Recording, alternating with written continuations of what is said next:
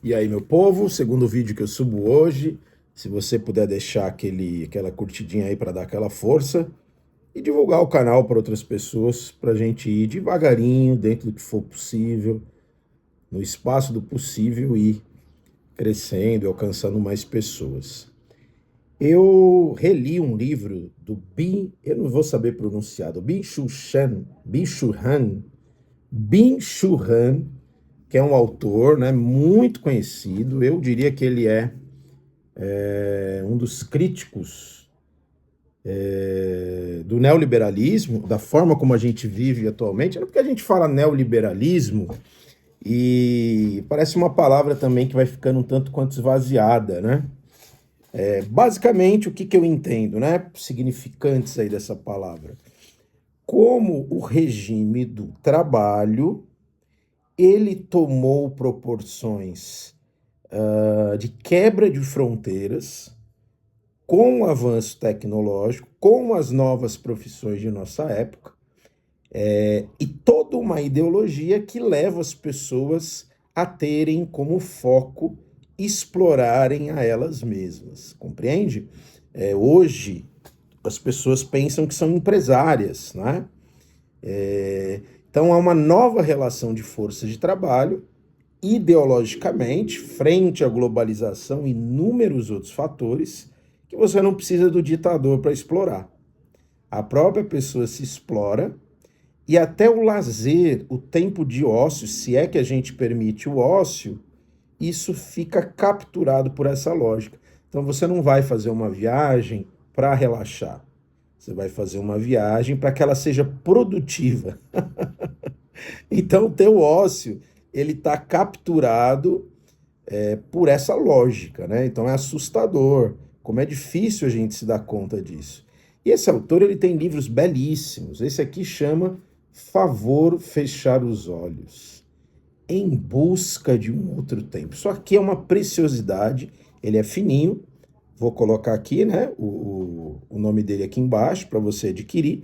Eu vou pedir licença para a gente fazer um papo e ler alguns singelos textos. Olha, tem uma citação aqui do Nietzsche que eu não lembrava, que é maravilhosa. Maravilhosa, eu peço que você ouça isso aqui, tá? O tempo da despreocupação. A quem foi concedida uma manhã ativa e tempestuosa da vida, de quem a alma foi tomada no meio-dia da vida, por uma curiosa compulsão por tranquilidade que pode durar por luas e anos. Tudo se torna silencioso à sua volta. As vozes soam cada vez mais distante. O sol brilha vertiginosamente sobre ele. Em uma clareira escondida na floresta, ele vê o grande Pan dormindo. Todas as coisas da natureza adormeceram com ele. Uma expressão da eternidade no rosto. Assim lhe parece ser. Ele não quer nada, não se preocupa com nada, seu coração está em repouso. Apenas seu olho vive. É uma morte de olhos abertos. Friedrich Nietzsche. É um chamado, esse belíssimo escrito, para que a gente reflita. Esse livro, ele vem a calhar, que eu venho de 45 dias, em que eu resolvi baixar um aplicativo, graças a uma amiga que está no interior, a Daniela Kurt Cobain, um aplicativo que bloqueia o acesso às redes sociais em horas pré-determinadas e ele dificulta para que você desbloqueie. Ou seja, é um aplicativo de apoio para você sair desse vício das redes, né? Não só com isso, eu fui me dando conta de como o meu ritmo de vida ele é acelerado, não é? como eu fui formatando o meu jeito de funcionar no mundo com urgências. Basicamente, um movimento traumático. Eu tenho a impressão de que essa correria, esse excesso de telas, essa multiplicidade de assuntos, compreende? É uma forma defensiva da gente lidar com outro ritmo do tempo. Melhor dizendo, com a gente cavar outras possibilidades de se relacionar com o tempo. Porque senão a gente cai num lugar comum de achar que não temos nada a fazer, né? As coisas são assim e eu tenho que estar conectado, eu tenho que estar totalmente entregue, eu tenho que estar fritando se eu quiser ser uma pessoa bem-sucedida. Veja, é muito difícil hoje você se desalienar. Então, esse é um livro singelo. Ele vai falar do tempo do silêncio, tempo bom, o tempo da festa, e aqui é maravilhoso, o tempo do outro. Né? Vou pegar alguns trechos aqui para a gente prosear. Né? Veja só, aqui ele traz. Olha que interessante isso. A aceleração destrói as suas estruturas próprias de sentido e tempo. O inquietante na experiência de tempo atual não é a aceleração como tal, mas sim a conclusão faltante, ou seja, a falta do ritmo e do compasso das coisas. Ele vai trabalhar com essa ideia de que hoje a gente não faz conclusões.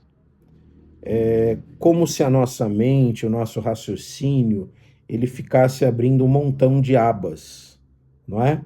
Então a gente tem ali uma relação com uma multiplicidade de assuntos, uma multiplicidade de notícia, e a gente não tem esse movimento introspectivo de fechar os olhos para construir um pensamento, para elaborar uma experiência, para permitir inclusive a angústia fazer parte do nosso dia, né?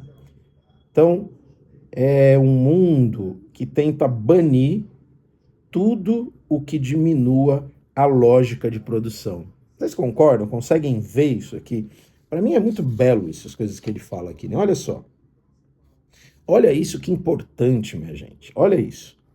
A subjetividade absoluta só é alcançada em um estado de silêncio, no esforço pelo silêncio.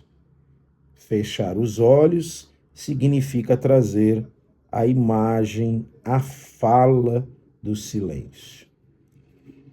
Sem silêncio, ela se dispersa e não pode retornar a si. Sem retorno, ela não pode se fechar. Assim ela se torna depressiva, uma pessoa que não interioriza, uma pessoa que não consegue fazer silêncio interno, tomada pelos barulhos da cidade, muito provavelmente ela vai se tornar depressiva. Frente a essas imagens ameaçadoras, não se pode fechar os olhos. Pensa a relação com a cidade, né? Isso aqui é fundamental, olha só, isso aqui fala muito da nossa relação com as redes. Este pressupõe um demorar-se contemplativo. As imagens hoje são construídas de tal modo que não é mais possível fechar os olhos. Você fica pulando de reels em reels, né? Ocorre um contato imediato entre elas e o olho, que não permite nenhuma distância contemplativa. A coação por uma vigilância e visibilidade permanente dificultam fechar os olhos. A transparência é a expressão da hipervigilância e da hipervisibilidade. Né? Vocês sabem que eu venho de uma época, eu tô com 40 e vou fazer 45, e eu cresci de 1980 até 1990, e quiçá, talvez até 1993, eu vivi essa experiência de não ter internet, os videogames não eram muito avançados e o ócio, ele tinha um fator preponderante. Então, quando eu penso da minha infância, da minha pré-adolescência, eu lembro de muitas cenas em que literalmente não tinha nada para fazer, né? Então, por exemplo, eu tinha 2 grandes amigos que por vezes tem uma rampa na casa de minha mãe, onde passei a infância. A gente deitava na rampa e ficava conversando e olhando para as coisas, né? Não havia qualquer ideia de um celular, porque a gente tinha ali o telefone, né? O telefone que você tinha que ligar e tal. E é muito louco isso, porque vira e mexe nessa arqueologia de infância, eu me recordo que o tempo passava mais devagar. Ora, se a nossa vida aqui é um sopro e a gente pode viver experiências em que o tempo passa mais devagar, é como se nós tivéssemos mais tempo de vida, né? Ou seja, vocês estão entendendo? Se a gente se entrega a esse scrollar eterno de vídeos, nosso tempo de vivência está sendo roubado. A gente não tem o tempo de fechar os olhos, tá? Então, eu venho fazendo esse exercício de retirada da maior parte do tempo das redes, tenho andado muito devagar, tenho tentado comer devagar, comprei uma garrafa para tomar 2 litros a 3 litros de água. Pequenas experiências de autocuidado, vamos chamar assim, né? Por quê? Porque eu fui percebendo nessa pesquisa, que vem pela literatura, vem pela análise e vem por observação de vida, eu fui percebendo que esse meu corpo foi moldado em necessidades de muita urgência. Não é à toa que eu tenho hipertensão.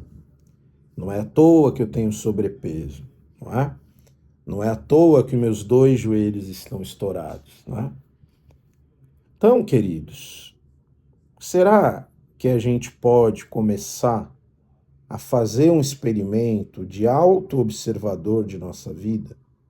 Será que a gente consegue ligar quase uma terceira posição, uma segunda posição frente ao eu, que é de observador? Como está meu ritmo? Como que eu acordo? Estou ou não estou anotando sonhos? Compreende? Como eu tomo café? Como eu me alimento? Quer dizer, parece um lance meio chato, mas é quase que um trabalho de reconfigurar o ritmo, né? Talvez, o que chamamos de felicidade e de prazer tenha muito a ver com a reconfiguração de um ritmo, de uma forma de ocupar os nossos dias. A gente precisa tirar o tempo daqueles e daquilo que nos rouba, né? Eu tenho achado brilhante essas reflexões, assim, sabe? Bate de alguma forma aí, ajuda a pensar. Eu tenho achado isso muito interessante, né? Farei um outro vídeo para continuar esse livro fininho. Ele vai falar de tempo bom e o capítulo sobre o tempo do outro é maravilhoso. Tem 4 frases aqui que vão te impactar profundamente. Vai ser bem legal se você puder deixar seu comentário aí, deixar o seu like para ajudar a gente a impulsionar mais os vídeos, tá bom? Viva esse livro, vou colocar as referências aí embaixo. Favor fechar os olhos em busca de um outro tempo. Uma belezinha assim. Abraço.